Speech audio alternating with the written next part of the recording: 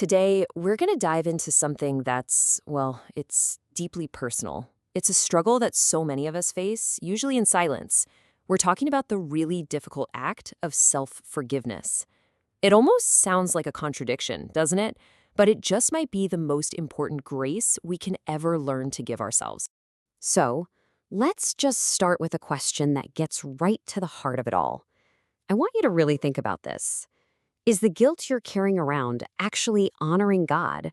Or could it be the very thing that's blocking you from Him? It's a tough thought, for sure. And it's really the central idea we're going to unpack together. And that question, it leads us right into our first big idea. We've got to untangle what you might call a holy misconception.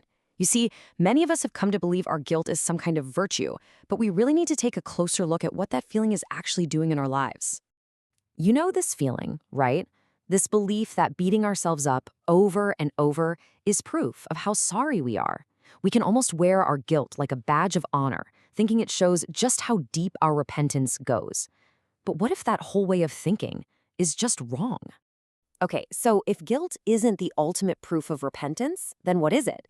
Well, that brings us to our second point, which kind of flips the script on guilt. It reframes it not as a feeling, but as a kind of anesthetic for the soul. We've been taught to think of guilt as a good thing, a sign of remorse, a necessary step.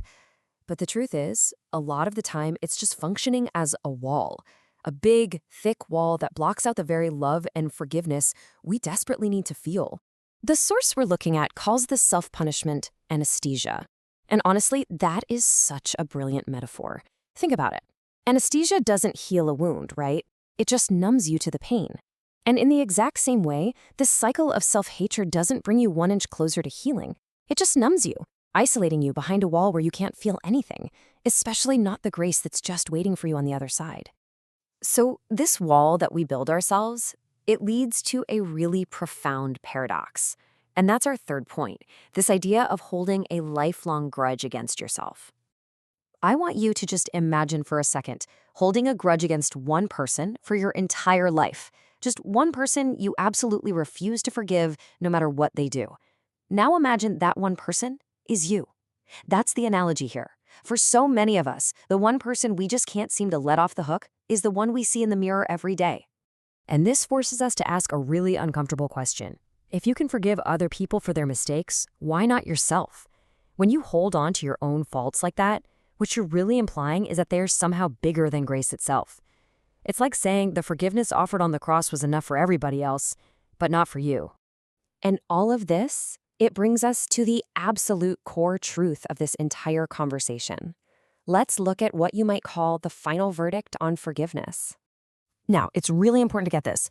This isn't some new age self-help idea. Not at all. This is a deep theological truth that thinkers and believers have been wrestling with for centuries. Here is this incredibly powerful statement from the theologian Martin Luther. He said, "He did not die for imaginary sins. Christ died for real sins, the messy ones, the ugly ones, the ones you keep punishing yourself for.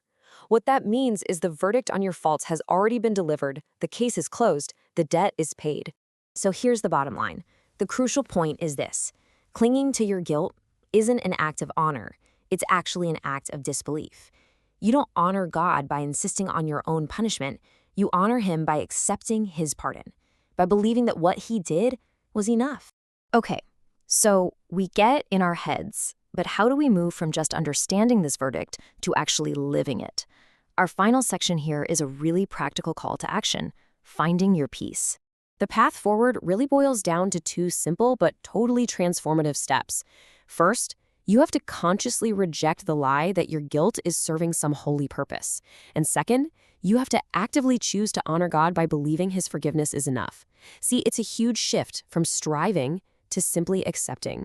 And to make this real, to make it more than just a concept floating around in your head, the source suggests a really simple, tangible action. Take out a piece of paper, or just open a note on your phone, and write these 2 words, peace found. It's a declaration. It's a way of marking the moment you choose to stop fighting and start accepting the peace that's already being offered to you. And that leaves us with one final question.